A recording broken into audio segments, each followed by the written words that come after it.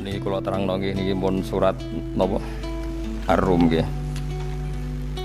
Terus kula terangaken masalah lisanul Arabi riyen nggih, lisanul Arabi terus nomor kali kula terangno menyangkut tahmilul lafzi ning gone lafat-lafat maknawi. Ya terus ngendikane para ulama tafsir nggih, ngendikane para ulama tafsir niku taruhan pertama lafat niku hakikat. Hakikat niku ya hakikat. Misale urip niku ya ambekan. Urip niku ambekan, mati iku mandek ambekane. Kita takoki misale takrife mati iku piye? Ora urip apa ora ambekan? Mboten jawab lho, ora sampean tak latih ilmu mantek. Sing darani mati niku cara ilmu mantek apa didul hayat, angger gak urip ya mati. Terus alamate mati iku nak cara medis iku misale napa jantunge berhenti tapi detak napa jantung utawi napa niku berhenti.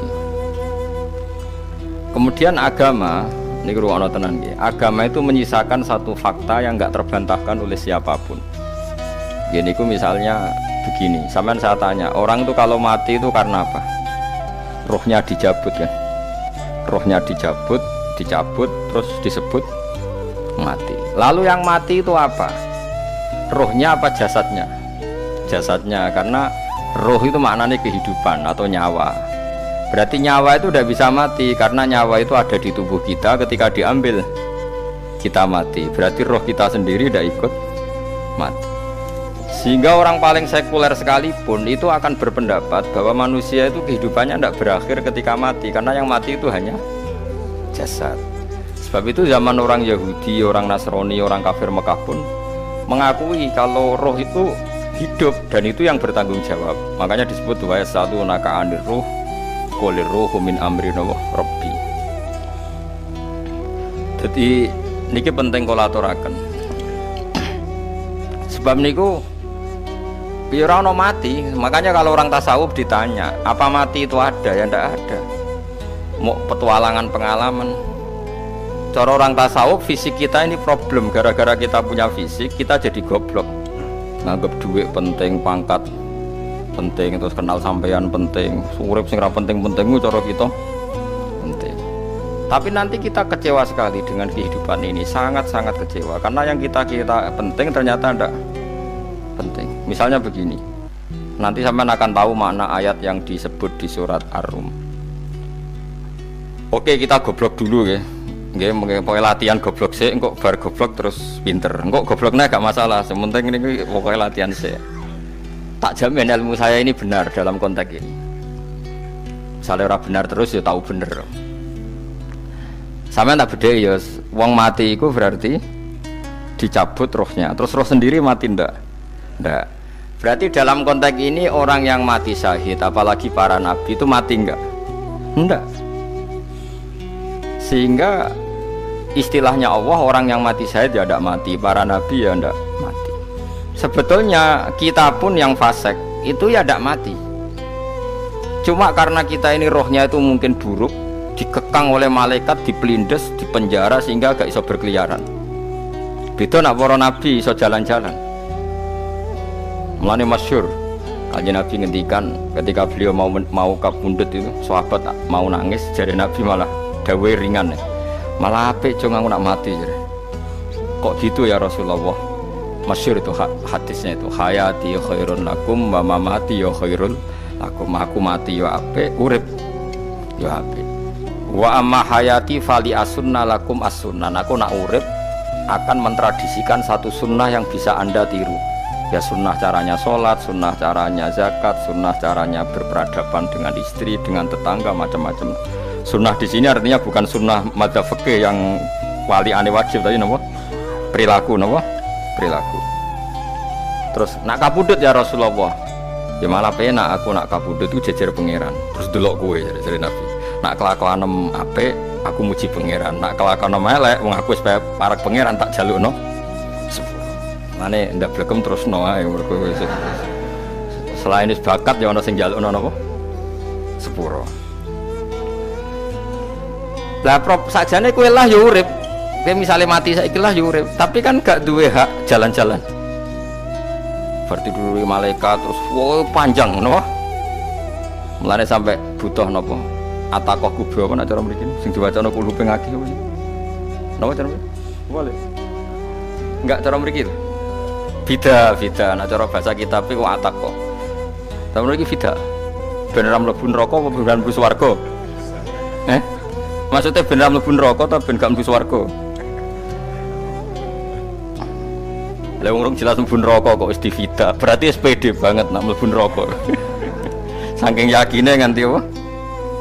Divida. Vida itu nak teng kitab-kitab niku madzhab Malik ya. Jadi sampean aja darani bid'ah sih. Memang dalam madzhab Imam Malik itu ada atakoh kubro. Atakoh itu merdekano mayit utawi tiang saking neraka. Itu dulu awal ijazahnya itu kalau nggak salah itu 12.000 kulhu. Terus di Indonesia malah meningkat jadi 100.000 ya. Wah itu bagus itu peningkatan itu. Saya mau coba nganti blengoran gegem itu. Nah sing anake jagunge diitung sitok-sitok, nah sing wong liya kerawuk wis. Mula bolak-balik diundang ra tau teko, perkarane wis ketoke ra meyakinkan kerawuk di. Nah, itu mungkin benar ya. Artinya mungkin benar itu kalau roh itu tidak meninggal, berarti ya masih menerima doa kita. Masih ada muasalah sambung dengan kita. Sehingga itu yang diceritakan Rasulullah SAW ketika Mi'raj. Rasulullah ketika Mi'raj itu di semua hadis sahih, seolah lagi di semua hadis sahih Nabi itu ketemu para nabi ndak? Ketemu. Karena bagi Allah nggak masalah. Ya masih punya sentimen. Ya layaknya orang hidup. Ya ono sentimen berhubung Nabi saudarane hasud, ya duwe sentimen. Nabi Muhammad itu ketemu Nabi Idris, ketemu Nabi Adam, terus ketemu Nabi Musa, Nabi Isa, terus macam-macam. Saya nggak ketemu Nabi Nuh dalam semua sejarah. Mergo jare beda madhab jare dadi. Jare ulama ya lucu ngomong Nabi Muhammad kenapa ora ketemu Nabi Nuh jare beda madhab jare dadi. Enggak perlu. Karena kok Nabi Nuh iku madhabe nek ana wong fasik didongakno mati celaka mencit. Nah Nabi Muhammad ana wong fasik didongakno disepuh sepuro. Berhubung beda madhab maslahatnya ora ketemu jare ulama tapi. Maksudnya nebak-nebak orang kok itu dawuh Kanjeng Nabi napa? Yang karuan dawuh Nabi itu begini, sampean tak ceritani. Ketika Nabi Muhammad ketemu Nabi Musa, Nabi Ibrahim, terus yang mujma'alah ya Musa, Ibrahim, Idris, Isa, Adam. Niku nggak ada sentimen. Masyhur itu. Nabi Musa ketika Nabi Muhammad diwajibkan sholat 50 rakaat. Nabi Ibrahim diam, padahal ngliwati Ibrahim ya, Ibrahim paling tinggi di langit 6. Musa 5. Harusnya kan Ibrahim komen, tapi Ibrahim mboten komen. Ya wae bar munggah ke langit ya tenangnya Nabi Ibrahim. Kandhani sonopo wajibna salat 50 ya Nabi Ibrahim ya mantuk-mantuk. Ya cara Nabi Ibrahim pangeran ngutus itu wis dipikir, dadi ora perlu dikomen. Nabi Musa komen. Dan itu melecehkan kita, apa salat 50? Umatku sing bener wae ora kuat kok umat. Seakan-akan kita ini lebih buruk ketimbang umat. Cara aku dadi Nabi Muhammad. Muhammad itu nabi yang meskipun afdhalul khalqi tapi kan junior ya ora bantah. Cara kula nabine tak bantah beda umat mbek umatku.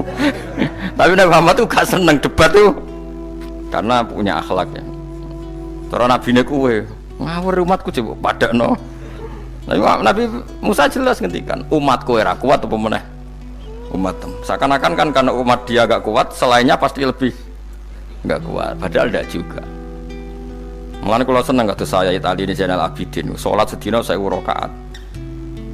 Berarti ben Nabi Musa ketok kelirune, jare sapa 50 rakaat ra kuat. Aku di umat Ali Zainal Abidin sedina 1000 rakaat. Kula nggih nate salat sedina 300 rakaat, pisanlah tahu. Paling gak nek ketemu Nabi Musa kula nate. Tapi yo mau tahu tok aja kon terus. Lho itu kiang-kiang kuno nak Ramadan jek kuat lho ya. Tarawih kan wis piro? 33 ya. Iku nak sing waras bengi jek tahajud piro? Enggak 33 tahajud standar piro? 12 kok 2 wah amatir. Wah. Kowe wis gak murahan tenan Kang. Tahajud itu standar piro to? 13 Kang.